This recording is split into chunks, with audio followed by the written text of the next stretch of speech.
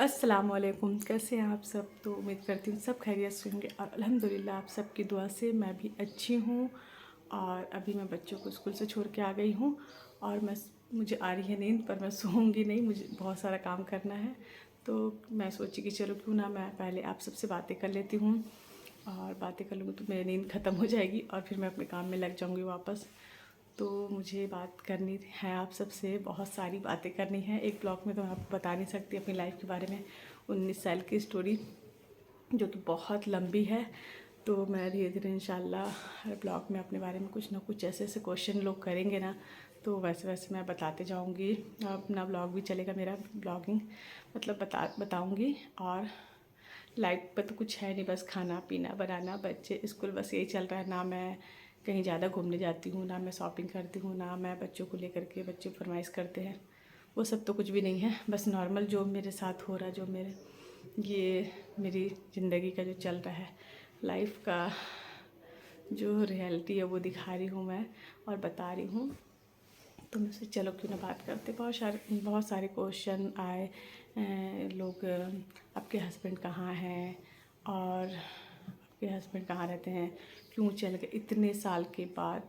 एक दो कमेंट्स ऐसे आए थे कि 18 साल के बाद ऐसा क्या हो गया, और आपका ब्लॉग मैं पहली बार देखा, मुझे बहुत रोना आया। तो मुझे ना बहुत अच्छा लगा कि लोग मेरी स्टोरी सुन के रो देते हैं, और जिसके साथ मैं इतने साल रही उसको मेरे ऊपर तरस नहीं आया।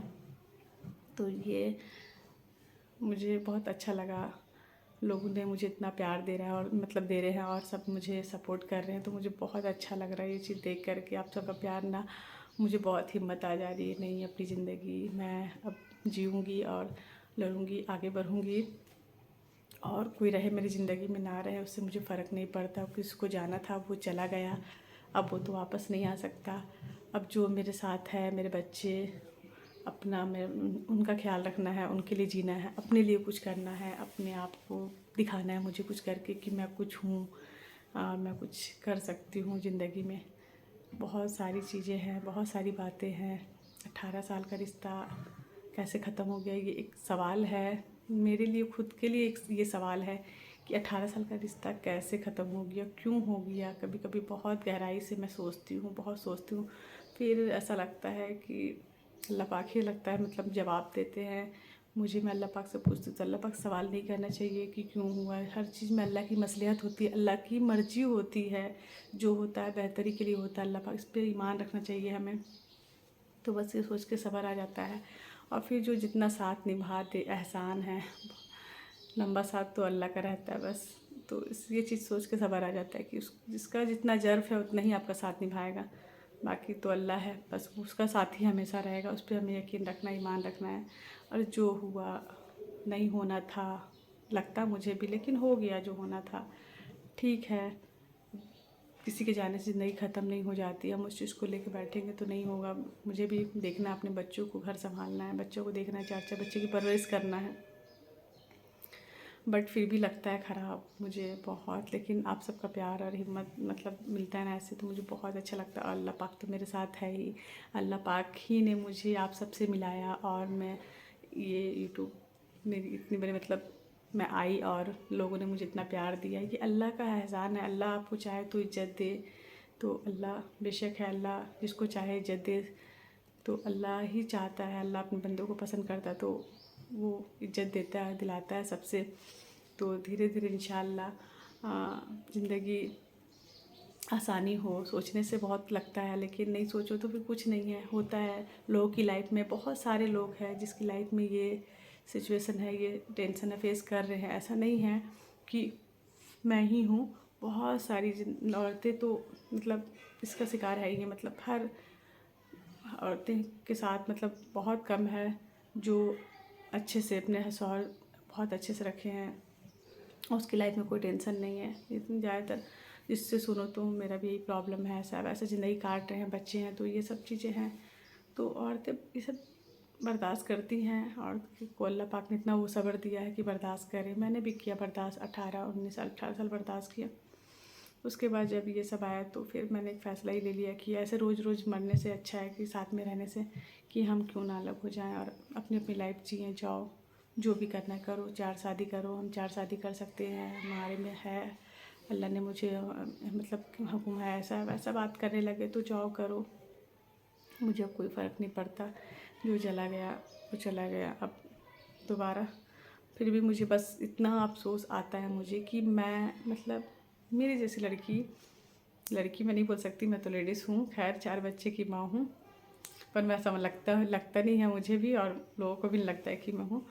बट मुझे मतलब मुझे वो इंसान मतलब समझ नहीं पाया और मेरी कदर नहीं किया। लोग मुझे देख कर के मिसालें देते थे, इसके जैसी बनो, ये परफेक्ट है हर चीज़ में। मेरे ससुर एवं बोलते थे कि ये परफेक्ट है हर चीज़ में, इसको इतना अच्छा तरीका है, इसको घर संभालना, फैमिली, रिश्तेदारी कैसे निभाने आता है, हर रिश्ते को बाखूबी मतलब बहुत ही अच्छे से निभाती है ये।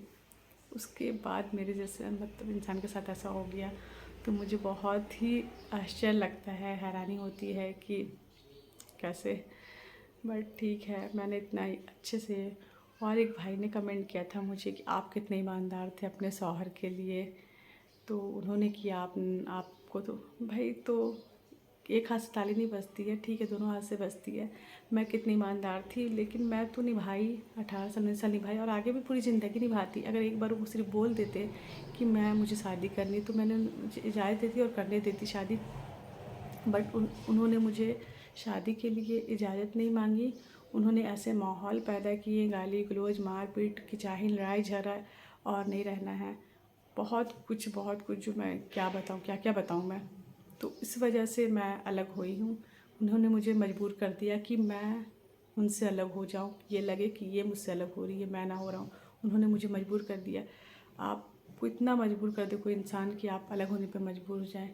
जब उनको करना ही था तो ऐसे ही कर लेते ना, मुझे बोल के कर लेते कि मैं करना चाहता हूँ। आदमी को औरत नहीं रोक सकती है, और अल्लाह ने हुक्म इजाज़त दे दी है तो आदमी कर सकते हैं, उसको औरतों की इजाज़त की ज़रूरत नहीं है। आप कर सकते, आप बोल देते मैं करना चाहती हूँ, बात सिंपल ख़त्म हो जाती, इतना मतलब ये सब होता ही नहीं। बट नहीं, आपको मुझे बदनाम करके, मुझे दुनिया को दिखा करके कि ये ख़राब है, ये मुझसे अलग हो रही है। हाँ, तो मैं अलग हुई हूँ, मैं ही हुई हूँ अलग। मैं नहीं चाहती ऐसे इंसान के साथ रहना, धोखेबाज इंसान जो मुझे एक बार नहीं बार बार धोखा दिया हो। एक बार होता तो समझ में आता, लेकिन मैं ऐसे इंसान के साथ नहीं रह सकती। मैं अकेले अपनी ज़िंदगी पूरी जी लूँगी, मुझे मंजूर है। पर ऐसे इंसान के साथ जो मेरी कदर नहीं किया, मेरी जैसी लड़की की कदर नहीं किया, मुझे इस चीज़ का अफसोस आता है। लोग तरसते हैं, पता है कि इतनी अच्छी लड़की, ऐसी बीवी मिलनी चाहिए। मैंने कभी किसी का, मैंने हर इंसान को, अगर कोई इवन कोई मेरा दुश्मन भी है ना, कोई मेरा बुरा सोचता, वो एक बार सोचे कि मैं उसके लिए क्या अच्छा करी होंगी। अगर की है तो मेरा अल्लाह जानता है कि मैं किसके लिए क्या करी हूँ। लेकिन नहीं, ये इंसान के साथ 18 साल दी, उसके बाद भी इसने मेरी कदर नहीं की। और वो मतलब जानवर से ही मोहब्बत हो। 4 दिन आप किसी जानवर को अपने घर में लाओगे ना, उससे भी आपको लगाव हो जाएगा कि अगर वो जाएगा ना आपके घर से तो आप उसे रोक लोगे, और आप उसके लिए मतलब आदत हो जाती है इंसान को। 18 साल में इनको आदत नहीं हुई मेरी कि नहीं, इससे मैं कैसे अलग रह सकता हूँ, जो मेरा इतना ख्याल रखती है, मेरा हर एक बात, हर एक हुक्म सर आँखों पे रहता है, तो उससे मैं कैसे रह सकता हूँ दूर। आज वो अकेले है, अभी तक शादी नहीं हुई है उसकी, और करेंगे, पता नहीं कब करेंगे, जब करेंगे तो मैं बता दूँगी आप सबको। अभी उनको कुछ प्रॉब्लम चल रहा है, शायद इसलिए नहीं कर रहे, या मैं इस घर में आ नहीं सकते हैं इसलिए वो नहीं कर रहे हैं। अलग शायद करके अलग घर लेकर के रहे, तो ये सब है थोड़ा सा। तो जो भी होगा तो मैं बताऊँगी आप सबको। बस मुझे बस ये लगता है कि मैं इतना की इंसान के लिए, उसके बाद उसको एहसास नहीं हुआ कि 18 साल जो इस लड़की ने मुझे दिया, मेरे माँ बाप का इतने अच्छे से ख्याल रखा, इतने अच्छे से घर को चलाया, 4 बच्चे की परवरिश कर रही हूँ, और कम से कम ये सोच के ही तरस खा लेते कि वो एक औरत है, एक माँ है, चलो माँ है, मेरे 4 बच्चों की माँ है वो। लेकिन उन्होंने तरस नहीं खाया। इवन उन्होंने मुझे घर से घसीट के निकालने की भी कोशिश की कि मैं उसको घसीट के निकाल दूँगा घर से। बहुत कोशिश की मुझे निकालने की, मुझे गिराने की, मुझे सबको बताने की कि मैं सही हूँ, वो गलत है। बहुत कोशिश की, पर अल्लाह जिसके साथ है ना, उसको कोई कुछ नहीं बिगाड़ सकता। आज मैं हूँ और बहुत इज्जत से हूँ अपने घर में। मेरा घर तो नहीं है, मेरे बच्चों का घर है ये घर, उसके हक़ से हूँ। और मैं आगे बताऊँगी कि मैं क्यों हूँ इस घर में।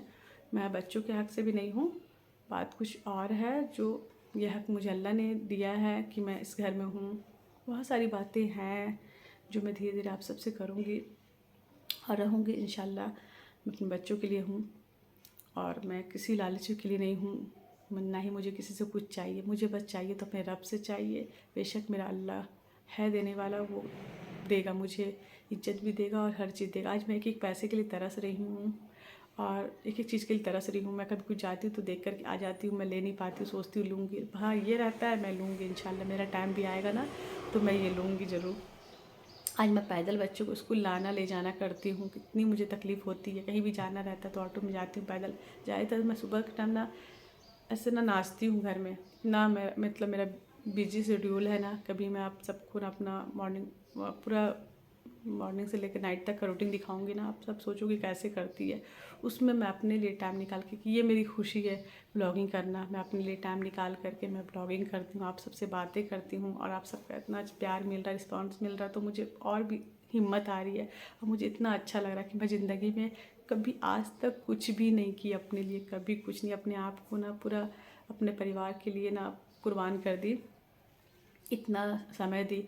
उसके बाद पहली बार मैं ये जब से हुआ ना, उसके बाद मैं अपने लिए सोचना चालू की कि मैं अपने लिए जीऊँ और अपने लिए कुछ करूँ और ज़िंदगी में अपनी नाम, एक अपनी पहचान बनाऊँ। बोलते ना किसी की परछाई बनने से अच्छा है ना इंसान अपनी पहचान बनाए, तो मैं वो अपनी पहचान बनाना चाहती हूँ।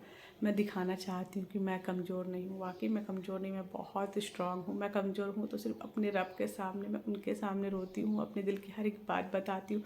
मेरा रब मेरे हर एक चीज़ से वाकिफ़ है, वो जानता है। मैं टूटती हूँ, मैं रोती हूँ, मैं मांगती हूँ, मैं हाथ फैलाती हूँ, गिड़गिड़ाती हूँ, सिर्फ अपने रब से। बाकी मैं किसी से नहीं डरती, किसी से नहीं डरती। कोई भी हो मैं सबका मुकाबला कर लूँगी। अगर मैं सही हूँ ना तो मैं किसी से नहीं डरूँगी और डरना भी नहीं चाहिए। डरना सिर्फ अपने रब से चाहिए, अगर आप सही हो तो। बस मेरी लाइफ की इतनी लंबी चौड़ी लिस्ट है ना कि मैं क्या बताऊँ, क्या क्या बताऊँ, ऐसा हो गया है। बहुत सारी रास्ते, इस मतलब ज़िंदगी ने बहुत बड़ा सबक दिया मुझे, बहुत बड़ा। उम्मीद सबसे रखो, रिश्ता सबसे रखो, सॉरी मैं गलत बोल दी, रिश्ता सबसे रखो लेकिन उम्मीद सिर्फ अपने रब से रखो और किसी से नहीं। ये दुनिया है, रिश्ता निभाओ लेकिन उम्मीद अपने रब से रखो और वो रब देगा, बेशक देगा, चाहे वो लेट करेगा देने में, लेकिन देगा, मिलेगा तो ज़रूर। आपको इस पे ईमान रखना चाहिए हर इंसान को, और मेरा तो ईमान है, बस मेरा अल्लाह है। और ये जो है बस ऐसी है दुनिया और लोग ऐसे ही हैं। बस आपको सब ज़िंदगी ने बहुत बड़ा सबक दिया है मुझे ना, मतलब ज़िंदगी वो सबक आपको सिखा देती है ना जो आपको कोई भी स्कूल, कॉलेज, यूनिवर्सिटी कोई भी नहीं सिखा सकता, जो सबक आपको ज़िंदगी सिखाती है। और मैं वो सबक सीख चुकी हूँ। मतलब अपना सबक, मतलब हम कभी कभी किसी को इसलिए नहीं छोड़ते कि उसे सबक सिखाना चाहते, हम अपना सबक सीख चुके होते इसलिए हम छोड़ देते हैं। तो ऐसी बहुत सारी बातें हैं। आप सब जुड़े रहिए मेरे साथ, मेरे मतलब चैनल को सब्सक्राइब कर दीजिए और मैं ऐसी ही आपसे बातें करते रहूँगी और अपने दिल की हर बात बताते रहूँगी जो मेरी लाइफ की। तो मुझे भी बहुत अच्छा लगेगा और आप सबका प्यार और दुआ और सपोर्ट रहेगा तो मुझे अल्लाह पाक ज़रूर कामयाबी देंगे। और क्या बोलना था मुझे, और बहुत कुछ बोलना था मुझे। बस इसी तरह मुझे प्यार देते रहिए और मेरे लिए दुआ करते रहिए और मैं इंशाल्लाह रोज़ ब्लॉगिंग करूँगी और रोज़ डालूँगी। और इसी तरह मुझे बस हिम्मत देते रहिए आप सब। तो अपना बहुत ज़्यादा ख्याल रखिएगा। मिलेंगे नेक्स्ट ब्लॉग में बहुत जल्द, बहुत जल्द। मैं तो रोज़ मिल रही हूँ आप सबसे, तो अपना बहुत ज़्यादा ख्याल रखिएगा, मुझे दुआओं में याद रखिएगा। अल्लाह हाफिज़।